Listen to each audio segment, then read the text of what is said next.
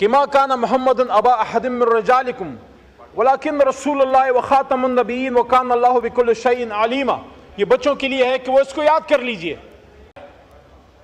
اللہ تعالیٰ اپنے قرآن عظیم الشان میں گواہی دے رہا ہے کہ جب ابھی آدم کی تخلیق نہیں ہوئی، کیونکہ قرآن لوح محفوظ میں آدم علیہ السلام کی تخلیق سے 4 ارب سال پہلے موجود تھا، تو حضور نبی کریم صلی اللہ علیہ وسلم کی ختم نبوت کی گواہی اللہ بزرگ برتر آدم علیہ السلام کی پیدائش سے بھی، جب ابھی تک کوئی ایک نبی بھی نہیں آیا، وہ گواہی دے رہے ہیں. اور حضور نبی کریم صلی اللہ علیہ وآلہ وسلم کی اپنی حدیث کا مفہوم ہے. حدیث نمبر 4252 اور ترمذی شریف میں حدیث نمبر 2219، اور دونوں کا مفہوم یہ ہے کہ میرے بعد بہت سے ایسے، حضور نبی کریم صلی اللہ علیہ وسلم فرماتے ہیں کمی بیشی اللہ معاف کرے، میرے بعد بہت سے ایسے جھوٹے نبی آئیں گے جو نبوت کا دعویٰ کریں گے، لیکن حضور صلی اللہ علیہ وسلم نے کیا فرمایا؟ انا خاتم النبی لا نبی بعدی، کہ میں آخری نبی ہوں. حضور صلی اللہ علیہ وسلم فرماتے ہیں میرے بعد کوئی نبی نہیں آئے گا. تو ثابت ہوا کہ اللہ کہتا ہے کوئی رسول نہیں آئے گا، آپ آخری رسول ہیں، اور اللہ کے حبیب کہتے ہیں میں آخری نبی. تو نبوت کا بھی دروازہ بند، رسالت کا بھی دروازہ بند، اور اس کے اوپر مہر تصدیق سب کی 25 کروڑ عوام نے اللہ کے 100 ناموں کے نیچے اس ایوان کے ذریعے. آرٹیکل 260 بڑی لمبی تفصیل ہے، ٹائم ضائع ہو جائے گا. اس میں یہ کلیئر ہے کہ جب تک آپ حضور نبی کریم صلی اللہ علیہ وسلم کی خاتم النبیین کی ختم نبوت پہ یقین نہیں رکھتے، آپ مسلمان نہیں ہو سکتے.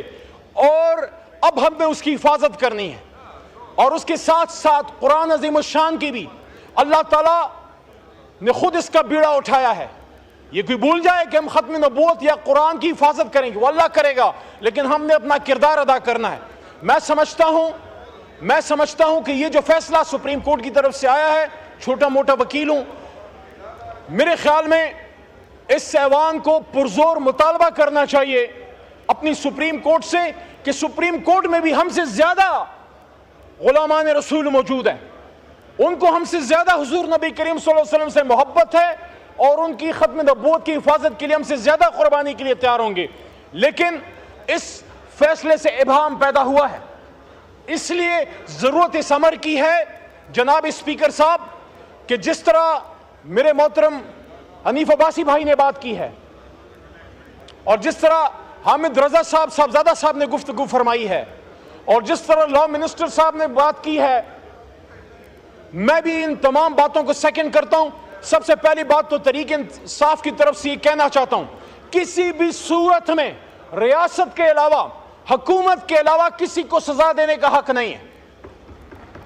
اگر ایک شخص کسی گناہ کا مرتکب ہوتا ہے، جرم کا مرتکب ہوتا ہے، اس کو پکڑنا، اس کو سزا دینا حکومت پاکستان کا اس کی ذمہ داری ہے، لیکن اس کو اس کی ذمہ داری یاد دلانا اس ایوان کا کام ہے. اور ایک آخری بات اور جناب اسپیکر صاحب، اگر چوک میں کوئی قتل خدا نخواستہ ہو جائے، اس پہ 302 لگتی ہے، کیا ایسا ہو سکتا ہے کہ ہم یہ کہیں کہ نہیں 4 دیواری کے اندر ہو جائے تو پھر ٹھیک ہے؟ نو.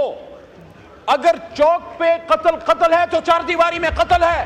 اور سب سے بڑا گناہ، سب سے بڑا ظلم اس کائنات میں اگر ہو سکتا ہے، وہ حضور صلی اللہ علیہ وآلہ وسلم کی ختم نبوت سے انکار اور قرآن میں تحریف کی کوشش ہے.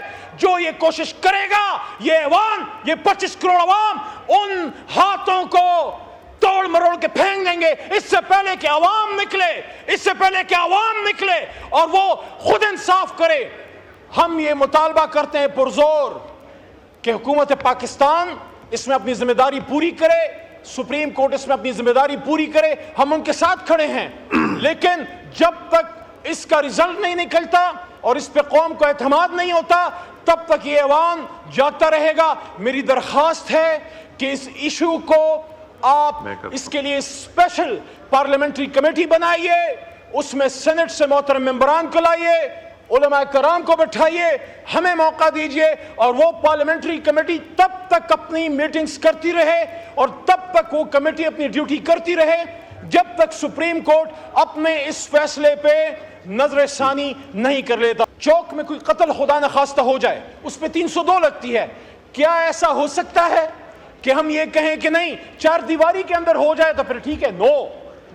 اگر چوک پہ قتل ہے تو چار دیواری میں قتل ہے. اور سب سے بڑا گناہ, سب سے بڑا ظلم اس کائنات میں اگر ہو سکتا ہے وہ حضور صلی اللہ علیہ وآلہ وسلم کی ختم نبوت سے انکار اور قرآن میں تحریف کی کوشش ہے. جو یہ کوشش کرے گا, یہ ایوان, یہ 25 کروڑ عوام ان ہاتھوں کو توڑ مروڑ کے پھینک دیں گے اس سے پہلے کہ عوام نکلے, اس سے پہلے کہ عوام نکلے اور وہ خود انصاف کرے. ہم یہ مطالبہ کرتے ہیں پرزور کہ حکومت پاکستان اس میں اپنی ذمہ داری پوری کرے, سپریم کورٹ اس میں اپنی ذمہ داری پوری کرے. ہم ان کے ساتھ کھڑے ہیں, لیکن جب تک اس کا رزلٹ نہیں نکلتا اور اس پہ قوم کو اعتماد نہیں ہوتا تب تک یہ ایوان جاتا رہے گا. میری درخواست ہے کہ اس ایشو کو آپ اس کے لیے اسپیشل پارلیمنٹری کمیٹی بنائیے, اس میں سینٹ سے محترم ممبران کو لائیے, علماء کرام کو بٹھائیے, ہمیں موقع دیجئے اور وہ پارلیمنٹری کمیٹی تب تک اپنی میٹنگز کرتی رہے اور تب تک وہ کمیٹی اپنی ڈیوٹی کرتی رہے جب تک سپریم کورٹ اپنے اس فیصلے پہ نظر ثانی نہیں کر لیتا. بہت شکریہ, بہت شکریہ.